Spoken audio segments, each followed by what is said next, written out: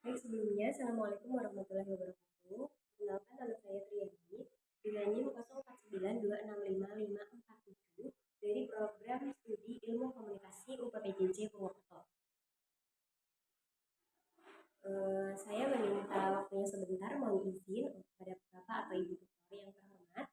Di sini saya akan mempresentasikan dari tugas tutorial 3 perencanaan program komunikasi, yang dimana itu kita disuruh menentukan tema program komunikasi.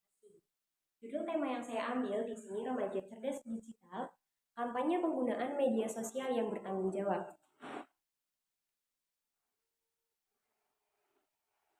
Jadi di mana pada masa sekarang ini itu banyak sekali generasi Z yang biasa lahir di tahun 1997 sampai 2012 itu menggunakan media sosial sebagai sarana atau makanan sehari-hari mereka, di mana mereka seharusnya itu belajar menggunakan majalah, tetapi pada era sekarang ini, di era yang sudah maju itu seringkali menggunakan TikTok, Instagram sebagai media sosial.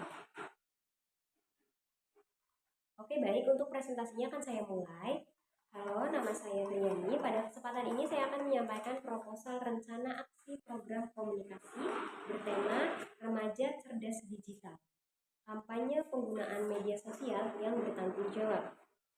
Program ini dibuat untuk membantu remaja usia 13 sampai 18 tahun memahami cara menggunakan media sosial secara lebih bijak dan aman. Di sini saya menaruh di latar belakang ya teman-teman, saat ini masih banyak remaja yang belum sepenuhnya memahami dampak negatif dari penggunaan media sosial tanpa filter.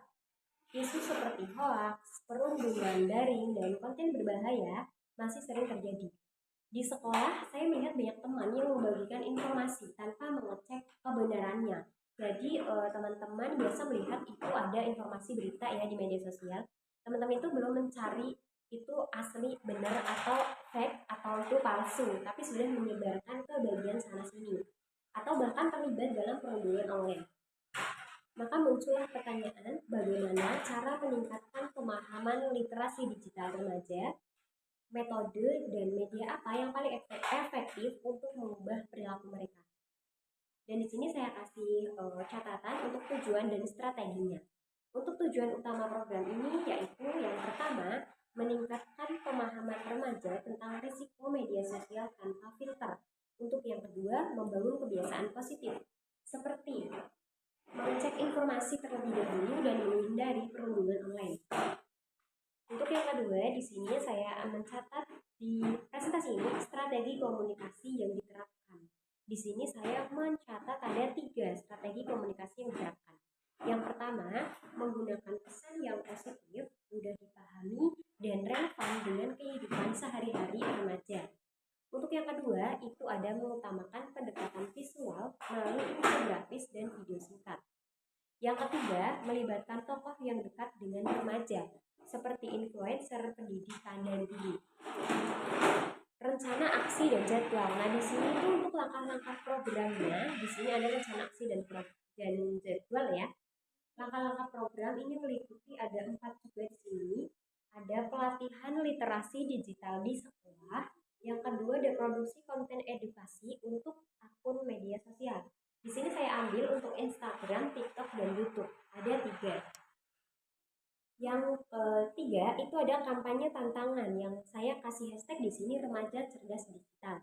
Ini menyangkut dengan tema yang saya ambil di TikTok. Yang keempat ada kerjasama dengan influencer pendidikan.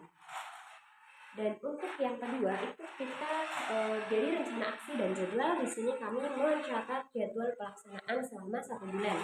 Minggu pertama kami ada melakukan persiapan. Jadi teman-teman yang pertama itu saya akan melakukan persiapan. Untuk minggu yang kedua itu peluncuran kampanye atau kita akan bersosialisasi gitu ya, berkampanye. Untuk minggu ketiga itu kita ada workshop di sekolah. Jadi kita itu mendatangi sekolah-sekolah. Jadwal pelaksanaan selama 1 bulan yang keempat itu ada minggu keempat, yaitu evaluasi. Di sini evaluasi itu kita menilai dari awal dibuatnya perencanaan program ini sampai dengan selesai, itu evaluasinya bagaimana untuk hasilnya seperti itu. Dan selanjutnya ada media yang digunakan. Di sini saya menggunakan ada 1, 2, 3, 4, 5. Ada 5 media yang saya gunakan. Ada Instagram, TikTok, YouTube, poster digital, dan video edukasi. Untuk yang terakhir, di sini saya akan menyampaikan presentasi mengenai evaluasi dan penutupnya. Evaluasi dilakukan dengan ada 3 langkah di sini. Yang pertama, kuesioner sebelum dan sesudah untuk mengukur peningkatan pemahaman.